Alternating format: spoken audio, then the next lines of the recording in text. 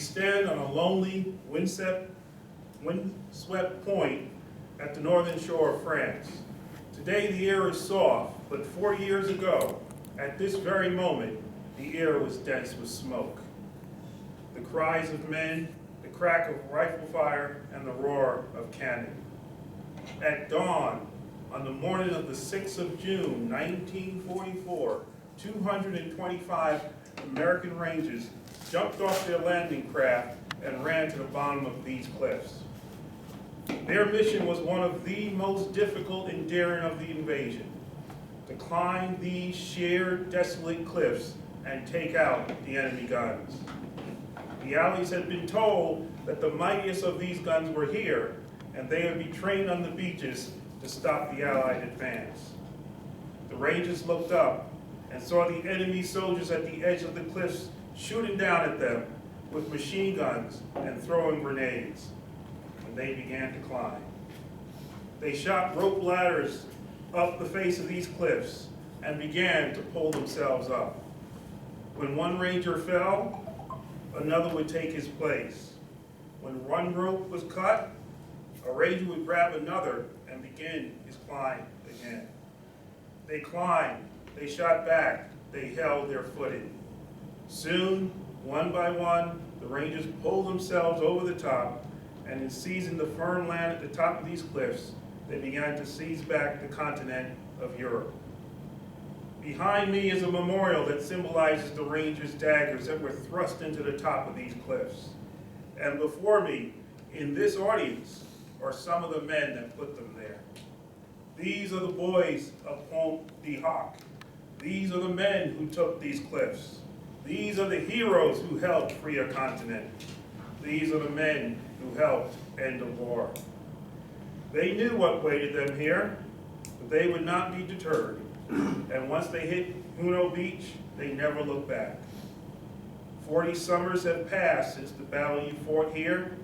You were young the day you took these cliffs, and some of you were hardly more than boys, with the deepest joys of life ahead of you.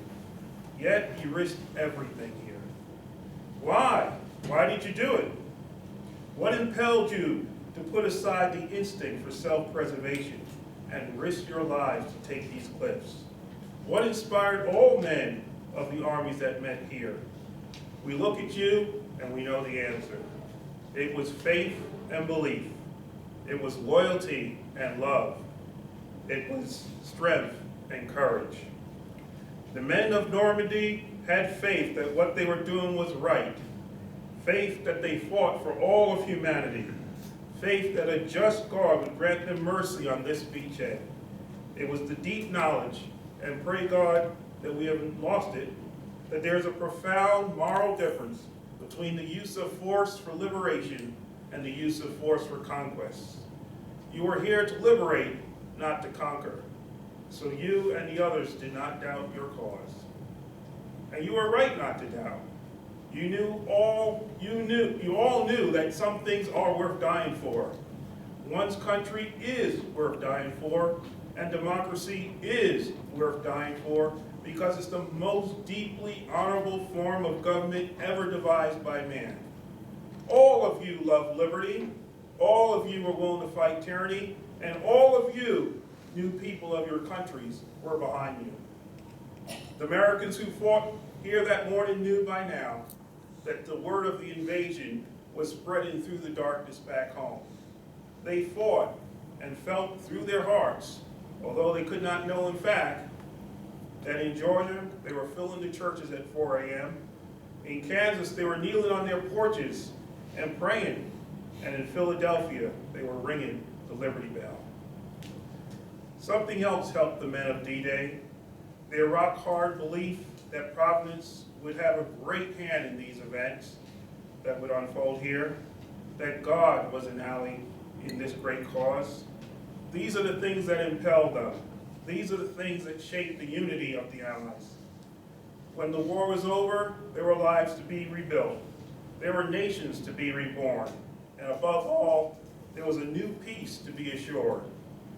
These were huge and daunting tasks, but the Allies summoned strength from their faith, belief, and loyalty and love of those who fell here. In spite of our great efforts, not all that followed the end of the war was happy or planned. Soviet troops that came to the center of this continent did not leave when peace came. They are still here, uninvited, unwanted, unyielding, almost 40 years after the war. Because of this, Allied forces still stand on this continent. Today, as 40 years ago, our armies are here for only one purpose: to protect and defend democracy. These territories that we hold are memorials like this one and graveyards where our heroes rest. We in America have learned the bitter lessons from 2 world wars. It is better to be here, ready to protect the peace, than to take blind shelter across the sea, rushing to respond only after freedom is lost. We have learned that isolationism never was and never will be an acceptable response to tyrannical governments with an expansionist intent. But we try always to be prepared for peace, prepared to deter aggression, prepared to negotiate for the reduction of arms, and yes, prepared to reach out again in the spirit of reconciliation. We'll pray forever that someday change will come, but for now, particularly today, it is good and fitting to renew our commitment to each other, to our freedom, and to the alliance that protects it. We are bound today by what bound us 40 years ago. The same loyalties, the same traditions, the same beliefs. The strength of America's allies is vital to the United States, and American security guarantee is essential to the continued freedom of Europe's democracies. We were with you then. We are with you here now. Your hopes are our hopes, and your destiny is our destiny.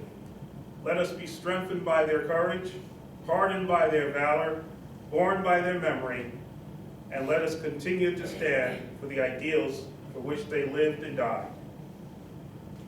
Thank you very much, and God bless you all. Ronald, Wilson, Reagan.